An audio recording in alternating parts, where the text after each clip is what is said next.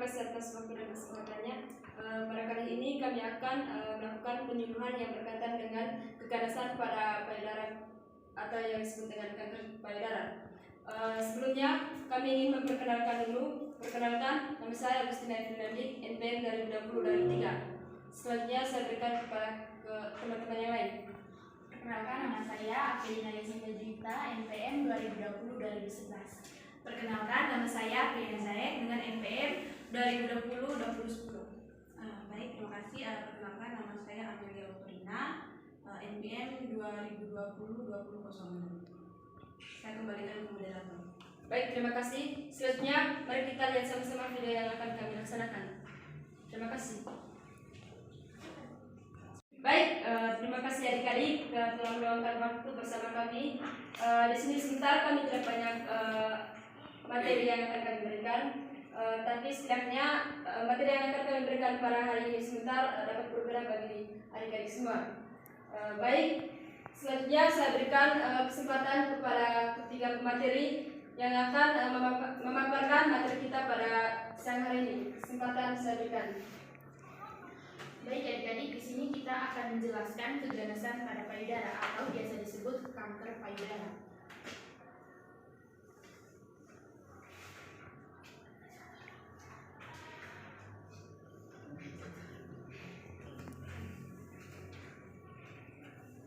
Kanker payudara merupakan salah satu penyakit yang tidak menular yang menjadi beban kesehatan di seluruh dunia.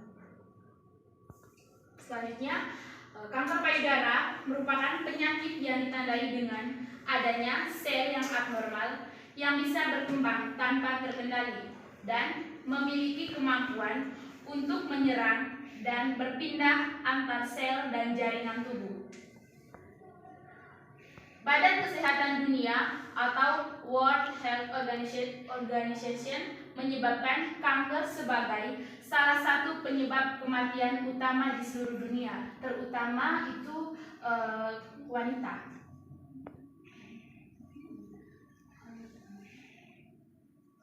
Selanjutnya, data kanker di dunia. Adik-adik bisa melihat sendiri data-data kanker yang terjadi di seluruh dunia. Selanjutnya, data kanker di Indonesia.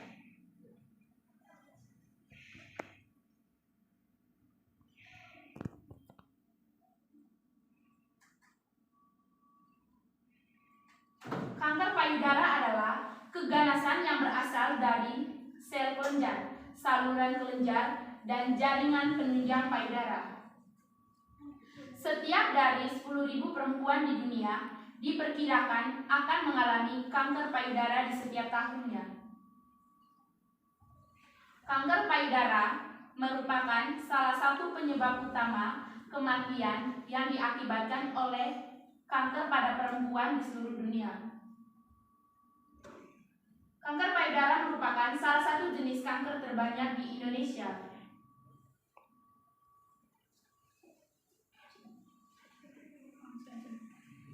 Ya, oke. Baik, terima kasih kepada pemateri pertama. Selanjutnya untuk pemateri kedua saya berikan waktu dan kesempatan. Oke, baik, terima kasih kepada moderator. Terima kasih juga untuk adik-adik yang sudah datang tadi. Selanjutnya saya akan menjelaskan berkaitan dengan apa saja faktor risiko terjadinya kanker payudara. Nah, kita bisa lihat sendiri. Jadi ada beberapa faktor yang berhubungan dengan terjadinya kanker payudara. Yang pertama itu adalah faktor yang berhubungan dengan diet yang berdampak negatif. Nah, maksudnya di sini, itu di mana ketika kita yang ingin menurunkan berat badan, ya, ketika kita yang ingin menurunkan berat badan, tetapi kita tidak menjaga pola makan kita. Nah, jadi faktor yang berhubungan dengan diet itu, di mana penjelasannya di samping itu adalah peningkatan berat badan yang berlebih, terutama setelah menopause. Nah, kalian mungkin ada yang sudah tahu mengenai masa menopause itu. Jadi masa menopause itu merupakan masa tidak terjadi lagi haid, begitu. Jadi adapun yang kedua itu adalah peningkatan tinggi badan yang cepat pada masa pubertas. Jadi masa pubertas di kita juga kalau kita itu terlalu cepat masa pubertas itu itu juga dapat berdampak pada terjadinya kanker. Habis itu makan cepat saji yang banyak mengandung lemak jenuh dan makanan terlalu manis. Jadi makan cepat saji di sini dijelaskan bahwa kita itu kan mungkin ya teman-teman di sini juga kan kebanyakan tinggal di kos dan asrama atau jadi kita itu sering sekali makan makanan yang cepat sekali saja, misalnya pesanan nasi goreng, nasi ayam tanpa kita ketahui bagaimana cara mereka membuatnya toh gitu. Habis itu minuman yang beralkohol. Nah, maksudnya di sini walaupun kita kan tidak secara langsung minum alkohol toh, tapi kalau kita minum minuman yang mengandung alkohol itu juga akan berdampak pada kanker payudara. Selanjutnya hormon dan faktor reproduksi. Nah, hormon dan faktor reproduksi bisa dijelaskan bahwa mens atau haid pertama pada usia muda atau di bawah 12 tahun. Jadi pada usia di bawah 12 tahun itu juga dapat terjadi faktor resiko untuk terjadinya kanker payudara. Habis itu melahirkan anak pada usia lebih tua di atas 35 tahun. Jadi pada seorang perempuan yang melahirkan anak di usia 35 tahun itu juga dapat menjadi faktor risiko terjadinya kanker payudara. Habis itu menopause pada usia yang lebih tua. Nah, mungkin ada juga sudah tahu berkaitan dengan usia menopause ya. Usia menopause. Jika usia menopause itu di atas 50 tahun itu juga akan dampak terjadinya kanker payudara. Habis itu pemakaian kontrasepsi oral dalam waktu lama. Nah, maksudnya di sini di mana kita itu misalnya perempuan yang terlalu lama memakai alat kontrasepsi. Contohnya misalnya memakai IUD. Kan IUD itu kan rentang waktunya itu 10 tahun toh. Tetapi ketika seseorang memakai alat itu dan setelah 10 tahun dia tidak berkonsultasi, itu juga akan dapat menyebabkan kanker payudara. Habis itu infertilitas atau tidak menikah. Jadi perempuan yang tidak menikah juga itu juga dapat menjadi satu faktor untuk terjadinya kanker payudara. Tidak menyusui. Kalau tidak menikah kan pasti jelas tidak menyusui kan, dan itu juga termasuk faktor dari terjadinya kanker payudara. Selanjutnya terpapar radiasi pada saat pertumbuhan payudara. Adanya faktor genetik. Nah, seperti yang digambar ini, seperti yang sudah Kakak Apek jelaskan tadi berkaitan dengan kenapa sampai terjadi kanker payudara. Nah, terjadi kanker payudara kan tadi gara-gara pertumbuhan sel yang abnormal pada payudara kita. Jadi pertumbuhan sel abnormal ini dia itu juga ada hubungannya dengan faktor genetik dan keturunan. Nanti kita jelaskan berkaitan dengan faktor keturunan itu. Habis itu pernah menderita penyakit tumor jinak payudara atau pernah menderita kanker payudara. Jika seseorang yang sembuh dari kanker payudara, misalnya sebelumnya dia itu mengidap kanker payudara dan dia sembuh misalnya lewat kemoterapi, pembedahan atau radiasi. Jika dia sembuh dan kemungkinan besar dia juga akan mengalami kanker jika dia tidak merawat payudaranya, dia itu membiarkan payudaranya itu misalnya ada pertumbuhan sel-sel atau pembengkakan pada payudara, dia tidak mencegahnya, itu juga dapat terjadi kanker. Nah, ini seperti yang digambar, yang warna merah itu adalah yang merah-merah besar itu adalah sel-sel yang tidak normal yang tumbuh pada payudara. Selanjutnya apa sih tanda dan gejala kanker payudara? Nah, selanjutnya ada tanda dan gejala kanker payudara. Nah, seperti yang digambar itu adalah seorang perempuan yang menderita kanker payudara. Ada yang bisa lihat sendiri di dalam. Seperti ini. Nah, tanda dan gejala kanker payudara itu seringkali diabaikan atau tidak disadari sebelum menuju pada tahap tertentu, kanker tersebut belum muncul gangguan pada pencetannya. Maksudnya di sini bahwa kita atau perempuan yang misalnya ada benjolan di payudara, itu seringkali perempuan itu biasa bilang biasa kata benjolan atau yang akan berdampak. Padahal itu juga termasuk dalam tanda dan gejala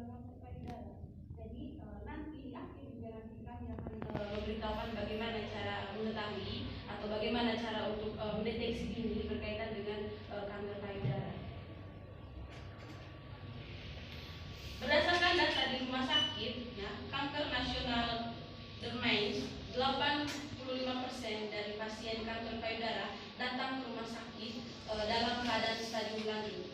Nah, maksudnya di sini bahwa perempuan yang sudah mengidap kanker payudara itu tuh mereka datang ke rumah sakit itu dengan kesembuhan itu mungkin hanya 20%. Jadi mereka itu tidak datang ke rumah sakit pada saat awal misalnya ada tumbuh benjol-benjolan gitu, mereka tidak langsung ke rumah sakit, tapi setelah stadium lanjut sudah. Selanjutnya, hal tersebut diduga oleh kurangnya kepekaan pasien terhadap tanda dan gejala atau penundaan pencarian obat. Nah, untuk kita yang perempuan juga, apalagi kan kita bagian kesehatan, kita juga harus tahu bagaimana sih tanda dan gejala dari suatu kanker payudara. Biar begini kak, biar kita nanti bisa memberitahukan kepada ibu-ibu, misalnya ibu di kampung toh, karena kemungkinan juga kak untuk perempuan yang mengetahui tanda dan gejala kanker ini kan tidak semua toh, gitu. Jadi kita juga bisa memberitahu kepada mereka bahwa jika terdapat benjolan pada payudara kita, itu tuh payudara itu yang seperti kulit jeruk, kayak mungkin tahu ya seperti kulit jeruk itu. Nanti orang yang tanda dan gejala kanker payudara juga seperti itu. Nanti ada gambarnya. Habis itu rasa gatal, terjadi benjolan pada payudara. Nah, benjolan selalu ada, tidak hilang, timbul meskipun melewati siklus menstruasi. Nah, biasanya kan kalau kita yang perempuan, kalau sebelum menstruasi kan pasti ada rasa sakit di payudara atau begitu. Nah, kalau rasa sakit terus kita raba, ada benjolan, terus belum haid toh, terus pada saat sudah haid kita raba lagi, kok masih ada benjolan ya? Berarti itu juga harus dipertanyakan. Kenapa sampai saya sudah tidak masa subur lagi, tidak ada haid tapi dia masih ada? Itu harus segera konsultasi dengan dokter. Benjolan terasa keras atau dapat juga terjadi lembut yang tidak sakit dan tidak bergerak seperti bertambah padanya. Maksudnya di sini bahwa pada saat kita meraba payudara kita terdapat benjolan itu misalnya pada saat kita tekan dia tidak sakit. Nah itu harus kita segera lakukan kontrol ke dokter ya, untuk bertanya. Pokoknya kita itu tidak boleh malu karena kanker payudara ini hanya perempuan saja yang alami. Jadi seperti yang sudah dijelaskan di sebelumnya tadi, begitu banyak perempuan yang mati karena kanker payudara ini. Jadi ini juga penyakit kanker ini juga dia itu sebagai penyakit yang mematikan di seluruh dunia. Dan bayangkan berapa banyak setiap tahun perempuan yang mati gara-gara kanker payudara. Itu makanya perlu kita ketahui mengapa sampai terjadi kanker payudara dan apa saja tanda-tanda dari kanker payudara dan bagaimana cara pencegahannya. Selanjutnya, benjolan pada ketiak. Nah, pada umumnya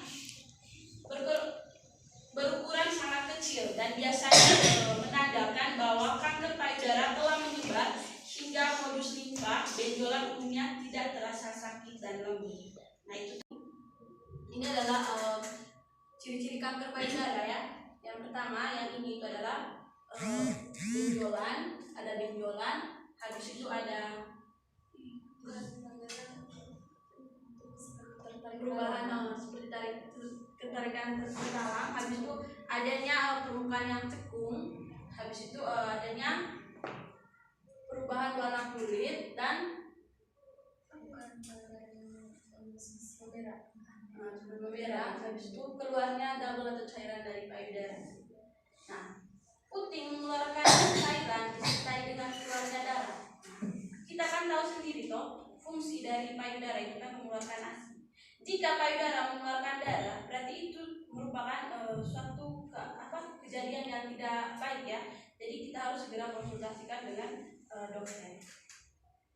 Habis itu mengeras, terdapat luka atau bisul serta kulit puting itu bersisik. Itu juga merupakan tanda dari ciri-ciri dari kanker payudara. Nah, ini merupakan contoh dari perempuan yang terkena kanker payudara. Nah, yang merah-merah ini dia itu merupakan sel-sel yang abnormal maksudnya itu adalah sel-sel yang tidak normal yang bertumbuh di payudara. Ini yang merah-merah itu. Habis itu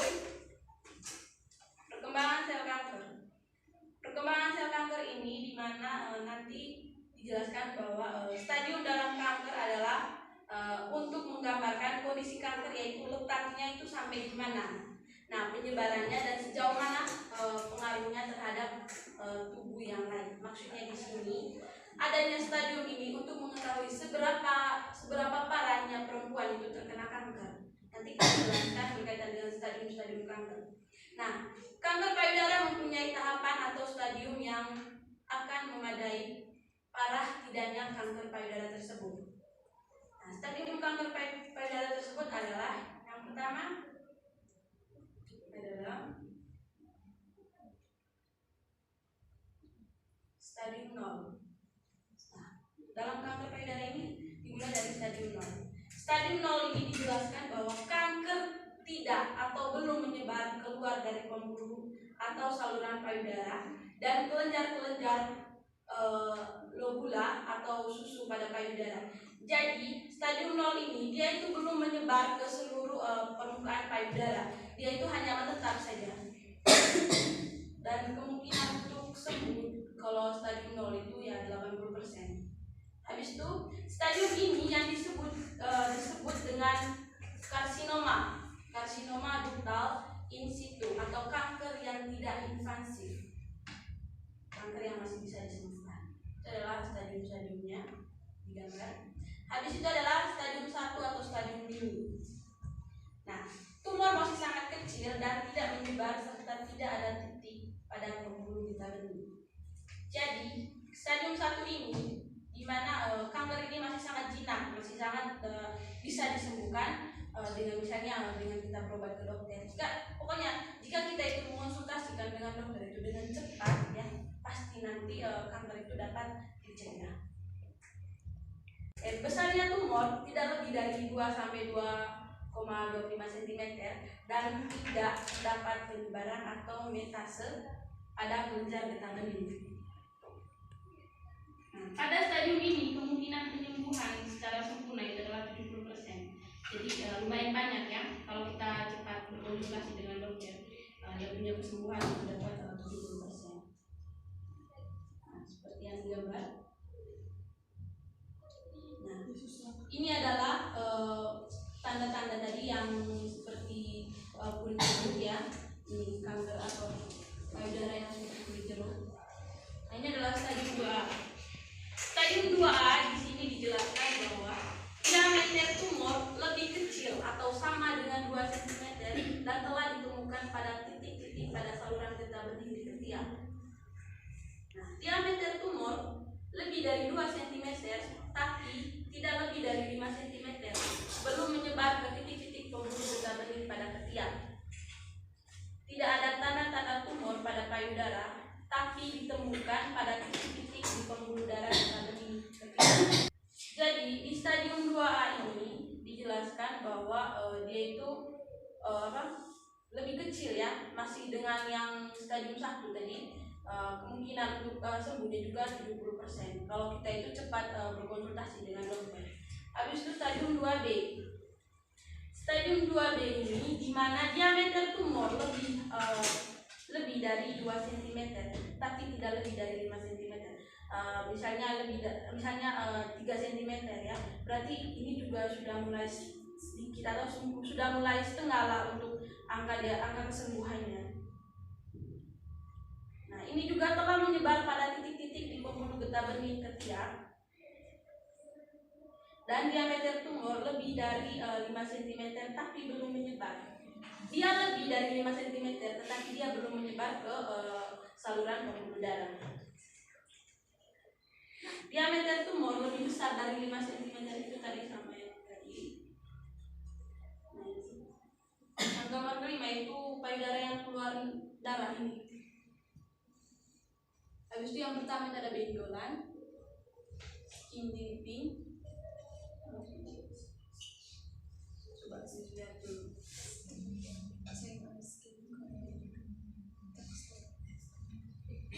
Tekstur payudara pasti akan berubah. Stadium 3A. Stadium 3A di sini dijelaskan bahwa diameter tumor lebih kecil dari 5 cm dan telah menyebar ke titik-titik pada pembuluh getah benih ketiak. Nah, stadium 3B. Pada stadium ini tumor telah menyebar ke dinding menjaga atau menyebabkan dan bisa terdapat luka bernanah di payudara atau didiagnosa sebagai inflammatory breast cancer. Habis itu dia juga bisa menyebar ke titik-titik pada pembuluh darah bening di ketiak dan lengan atas, tapi tidak menyebar ke bagian lain dari organ tubuh. Nah, stadium 3B ini dia itu sudah masuk dalam kategori stadium kanker yang mulai ganas ya, di mana angka kesembuhannya itu kurang dari 70%. Mungkin dia punya kesembuhan itu hanya 50% saja. Itu di gambar itu merupakan stadium 3 yang di bagian sini, stadium 3. Jadi kanker payudara ini dia itu misalnya seseorang terkena kanker payudara, berarti dua payudara itu terkena, tidak. Salah satu dari payudaranya itu yang terjadi kanker payudara seperti yang digambar tadi, hanya satu payudara saja yang mengalami kanker itu. C. Pada stadium ini kondisi hampir sama dengan stadium 3B tadi ya, tetapi kanker telah menyebar ke titik-titik pada pembuluh getah bening. Stadium 4. Nah, pada tahap ini kondisi pasien tentu sudah mencapai tahap parah yang sangat kecil kemungkinannya bisa ditemukan. Jadi nanti kalau mungkin ada nonton yang berkaitan dengan artis-artis yang kena kanker ini, mereka kan dapat disembuhkan misalnya lewat kemoterapi, pembedahan dan radiasi. Tapi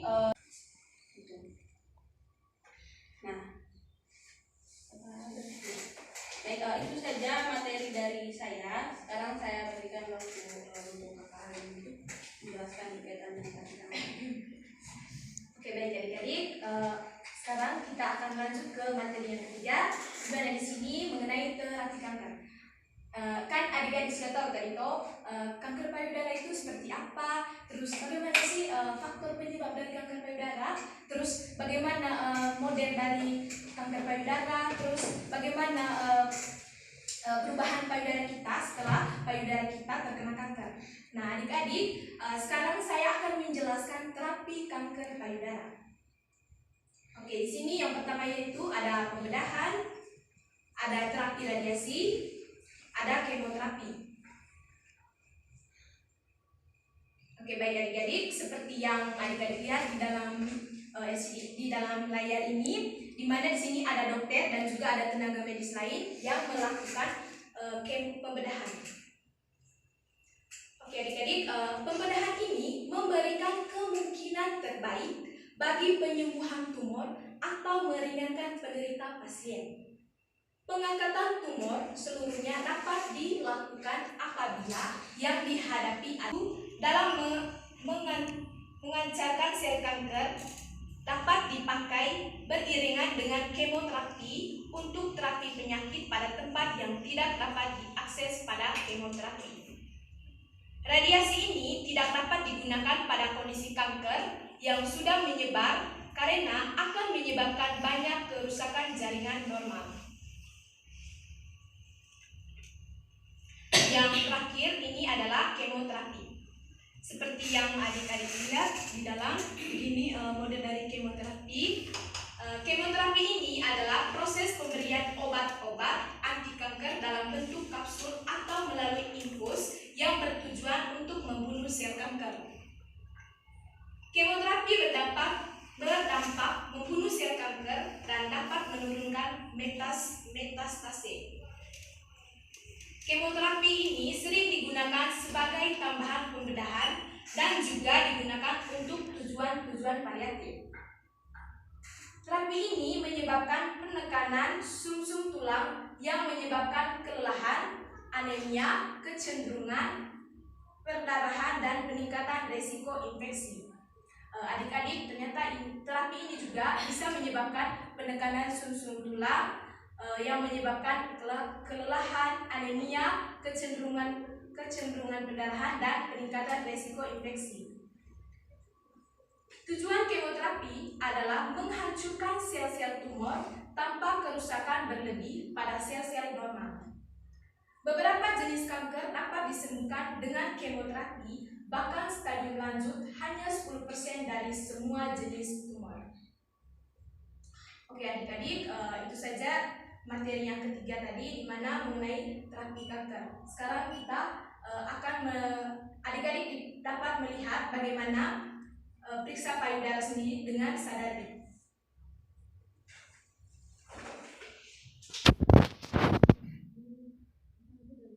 Adik-adik, minta maaf ya, ini tadi kesalahan teknis. Baik, di sini karena tadi rezekinya tidak mendukung, kami di sini ingin menunjukkan salah satu video yang berkaitan dengan screening. Dari sini yang dipakai di sini yaitu salari. Tidak memperpanjang waktu, ini kami akan memperlihatkan videonya.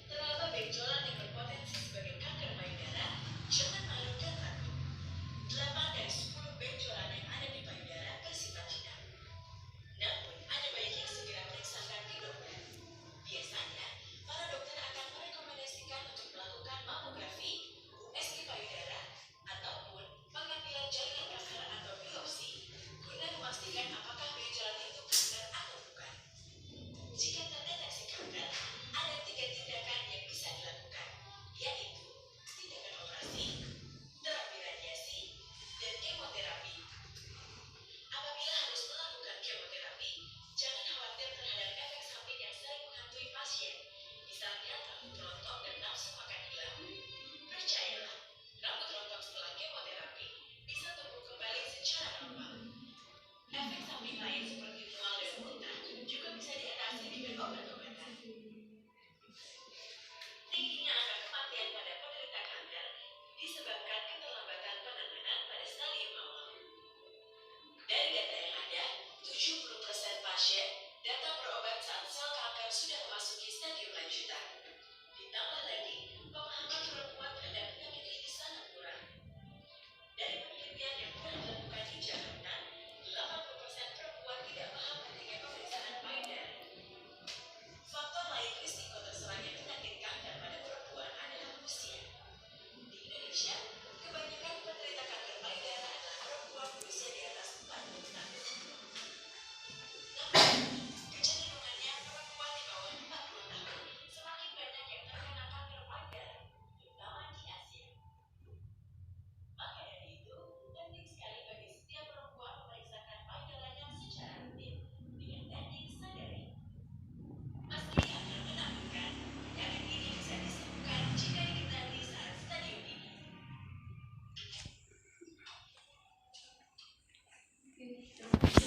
Baik, itu tadi beberapa materi berkaitan dengan kanker payudara dan juga ada videonya juga tadi. Terus di videonya juga kita diajak pertama untuk bisa merawat payudara kita supaya juga dari itu kanker payudara itu sendiri. Nah di sini kita ambil kesimpulan bersama-sama. Di sini tadi silakan sudah dijelaskan beberapa pengertian dari kanker payudara. Nah, salah satunya yang masih saya ingat tadi itu kanker payudara itu bukan penyakit yang tidak menular, tapi itu sangat berbahaya. Terus ini kanker payudara sendiri itu ditandai dengan adanya sel yang abnormal seperti yang sudah saya sampaikan dari beberapa teman-teman tadi.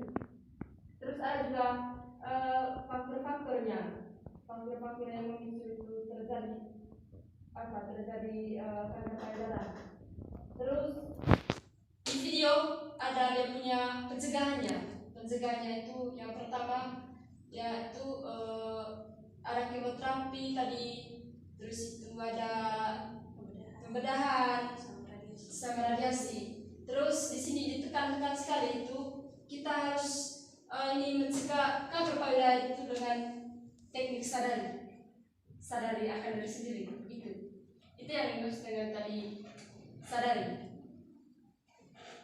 Mungkin itu saja materi kami hari ini. Mungkin ada adik-adik yang ingin bertanya. Baik, terima kasih sekali ya. Sebelum kami menutup kegiatan kami pada hari ini, saya mewakili teman-teman ingin minta maaf sekali karena kami tadi banyak ambil waktu dari adik-adik. Mungkin itu saja. Mungkin ada tambahan dari teman-teman lain? Tidak. Ya, dari saya ucapkan terima kasih banyak kepada adik-adik yang sudah berkenan hadir tadi di penyuluhan kami berkaitan dengan kanker payudara. Jadi harapan kami untuk adik-adik, karena kami juga dalam proses belajar, adik-adik juga dalam proses belajar, kiranya kita sama-sama belajar mengenai bagaimana cara perawatan payudara. Nah, berkaitan dengan video yang kami sudah berikan tadi, nanti kami share ke adik-adik. Kemungkinan nanti adik-adik bisa mempelajari video itu dan bisa merawat payudara adik-adik sampai di rumah ataupun di pos. Kami minta maaf jika kami tadi ada salah-salah kata, mungkin ada satu dua kata yang tidak berkenan di hati adik-adik. Oke, terima kasih.